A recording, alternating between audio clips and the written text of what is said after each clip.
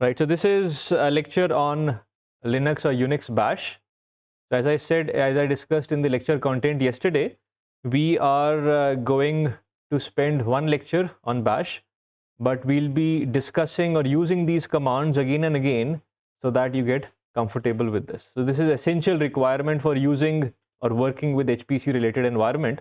So you'll have to learn it through hands-on only. So we have a class virtual machine, and I guess right now everybody has got access to Linux on these computers.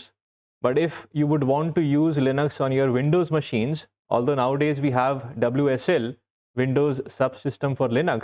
In fact, WSL2 is available now. You can always Google it and install it. And I'll be using WSL on my Windows machine because I would want to use the NVIDIA graphics card on my Windows machine. And I have found it personally comfortable to install drivers for NVIDIA on a Windows machine. Okay.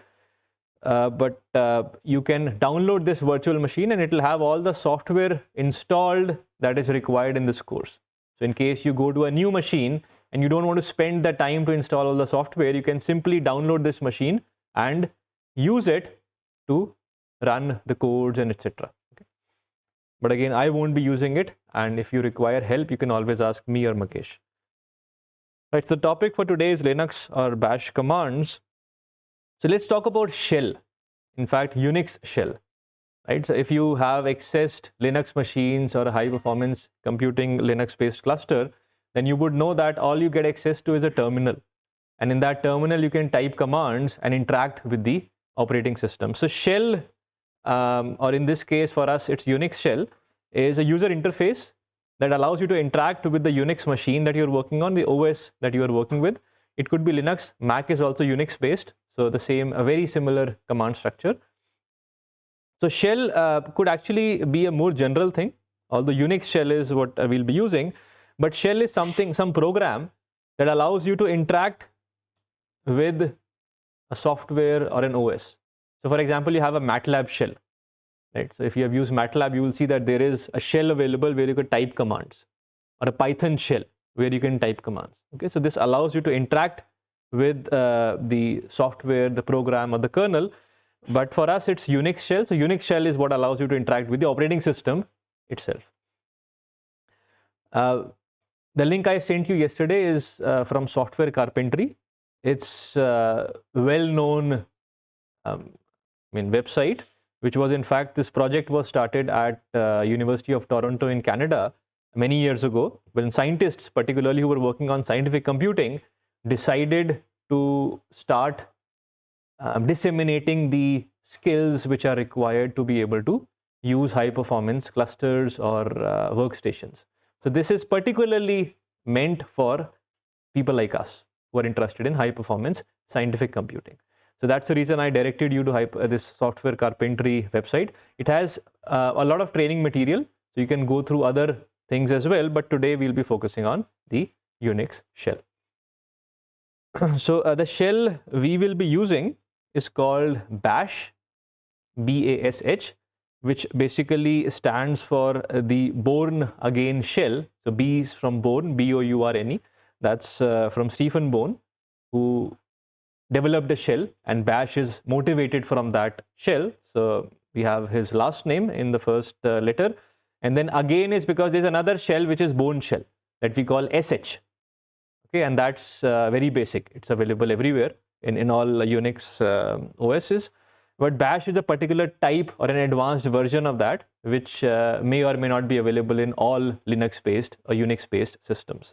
So we'll be using Bash, and Bash has sort of become a standard. But they're all very similar. You will have other shells as well, like ZSH, which is default in Mac machines, or KSH, or CSH, C shell. So many shells are available. Okay, but they're all motivated from SH, which is Bourne shell, which is the most basic kind of shell. So whatever commands work on SH, the Bourne shell, they work on all other advanced versions as well. But the advanced versions may have some syntaxes, features which may not be available in the Bourne shell, which is SH, which is basically the POSIX shell. So POSIX is some IEEE came up with some standard that all the Unix-based shells should have these features. So that's what POSIX is. It's an IEEE standard for well, interacting with operating system in Unix-based systems. So if you, for example, install a very basic Linux on a Raspberry Pi, then this the Bone shell, the sh, is available. If you understand the sh commands, they will work on any Linux system. But we are working with Bash, which is slightly advanced version, because it gives us some features to work with which are much more convenient for us. And it's also very light. I mean, sh is the lightest one. As you go to advanced shells, they become slightly slower. I mean, you won't even notice that. But you're working with applications which are, you know, very time specific, like you're working in the finance industry, stock market and all. Then you want to make sure that even microseconds is can change the prices as the command goes through. So in those cases, you have to worry about it. But for us, Bash is good enough. Actually, quite good, in fact. Right. So these shells provide you scripting features. So interacting when you interact with the OS, I'll discuss more when we go to the Software Carpentry website to understand the features in shell. And it also these shells give you user interfaces or user experience, which makes it nicer to look at for some particular kind of shells. So here is the Software Carpentry website. If you go to lessons on the top right, and you go to this Unix shell, the site, that will take you to a set of, on the left hand side you can see that there's a set of episodes available. What I'll do now is, I mean, I expect you to go through these. You cannot complete them right now if you haven't been through shell ever or Linux commands ever, but I expect you to be able to understand all this. So in the exam or in classes, I'll be using commands which are from here. So I expect by the end of this week you have gone through, and it's very easy to understand. All you need is this website and an access to a Linux-based machine, which now with Windows also you can have WSL, so you can try out these commands on your local machine. Right, so let's go through all these features. I won't discuss all the commands, but I'll tell you what the command is doing so that you know what features or what capabilities are available. And there are many more, by the way, but these are some basic ones. So introduction to shell is basically some discussion on what shell is and so on. I'll not go through that, you can read it.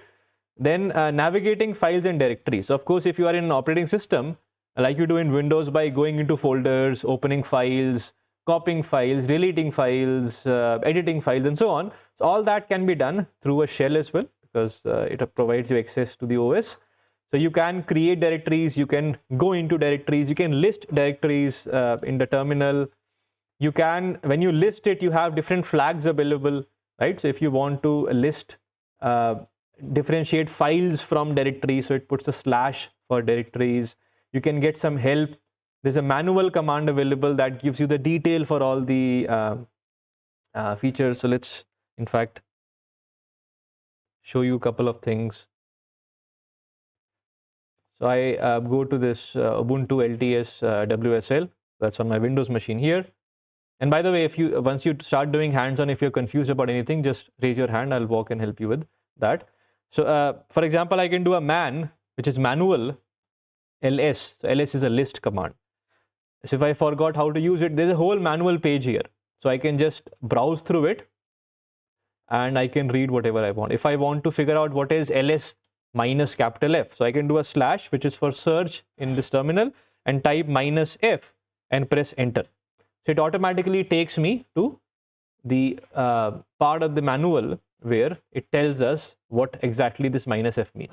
This manual is also available on the internet. If you want to go to internet and type manual ls, and it will give you the same thing in a nice readable format on the browser. But get comfortable with the terminal, because in HPC sometimes you have no access to GUI, graphical user interface, or you have to be comfortable with working with the terminal only. If I want to come out of it, I can just press Q, and that quits and takes me back to the prompt on my Linux terminal. Right, so you can list out things, and you can cd change directory into a particular directory, and so on. Let's go to the next part, which is working with files and directories. So now that you can see them, you can figure them out. So now what you can do is you can make directories, you can edit files. Okay, Again, I'm telling you the features, you have to try them out yourself. You can move files. You can move files from one folder to the other. You can rename them. Rename is basically moving the file in the same folder into a different, with a different name. You can copy them, create copies using cp command, and so on. Okay. You can remove them. Rm is to remove, but use that command very carefully, because if you make a slight mistake, you can end up deleting the whole directory or the whole file system with a slight mistake. Okay. So be very careful with using the rm command. And this also tells you the same thing. Now we come to advanced interesting features such as pipes and filters. Okay. We don't just want to use the shell for making files or copying files and so on. These pipes are one of the most useful things in bash. So let me tell you exactly what it is. So for example, if you have this command called word count, which counts the number of words or lines or characters in a particular text file, if the output of one command is required as an input to the other command, it happens, right? You list out all the files with the number of words in each file, and now I want to sort them. And now I want to pick up the smallest or the largest file. So these are three different operations. So what you can do is you can use something called pipes. Let me show you an example here. So what's happening is this first command counts the number of lines in all the files in a folder which have the extension pdb.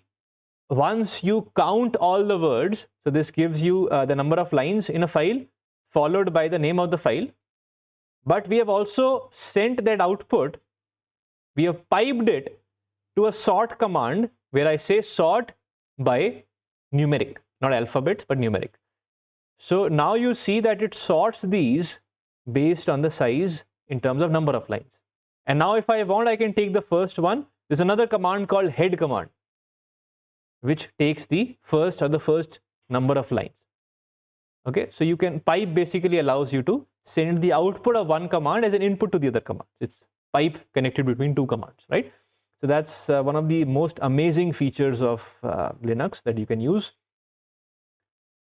And there are other interesting commands, like if you have these things which are separated by commas, I want to extract the second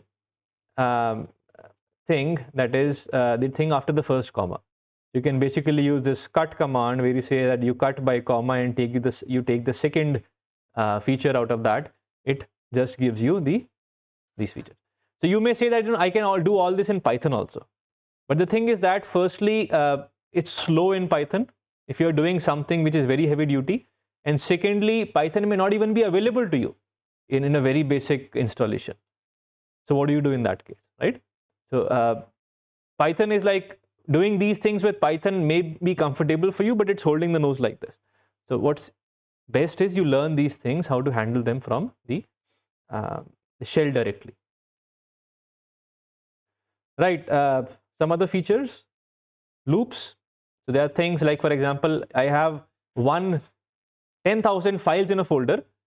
I would want to rename them, that let's say the files are dear.txt, rabbit.txt. I want to rename them as dear-iitmandi.txt, rabbit-iitmandi.txt. How would you do that? Well, you can very easily do by writing loops in bash. Okay, so do read about them. This gives you a lot of control over things on a computer. Automate things very easily, literally like it's 3 lines and you can do it. Okay, you can create your own commands. So you type in a script and you pass some inputs to the script, and that is also possible. So as you go down in these episodes, it becomes more complex. Then you can write shell scripts. It's not just doing things on a prompt. You can write scripts and share with people, and then they can execute them. Okay, so these scripts are what hackers would send viruses, where you by mistake you launch a script, and inside the script it says that you copy all the information from your computer to their computer. So that's what these scripts are. So I mean, of course, you can use them to your benefit also. But what I'm saying is that these allow you to automate things on an OS level. So one must understand, and you should be able to read other people's scripts as well.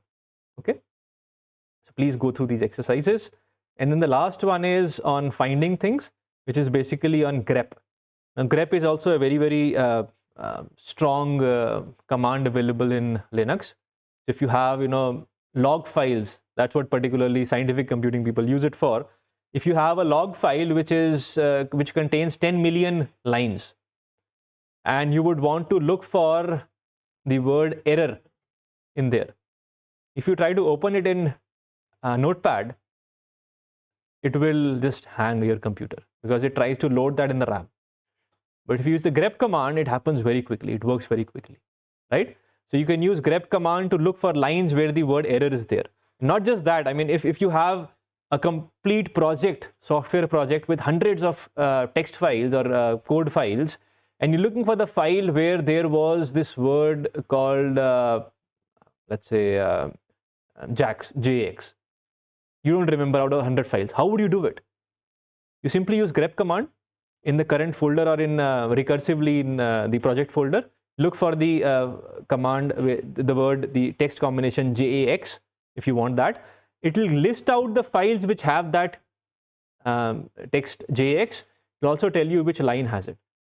It makes your life very easy, especially if you have like hundreds of folders with hundreds of files inside them. Then you can't manually do that. So this, and especially if you're doing on the HPC cluster, you don't even have GUI. Although with GUI, you'll realize that it's much easier to do these things with terminal than doing it with the graphical interface. So these are some of the features which I expect you to know, but there are many other features through regular expressions and so on, and you can spend a whole many years to become an expert in these commands if you want to. But for now, this software carpentry content will suffice. So what I've done is I have given you some exercises that are that you can see in this slide number 6. Once you have been through the material or while you are going through it, try these exercises. When you try them, you will learn. And these things you learn better by doing rather than just reading. Okay.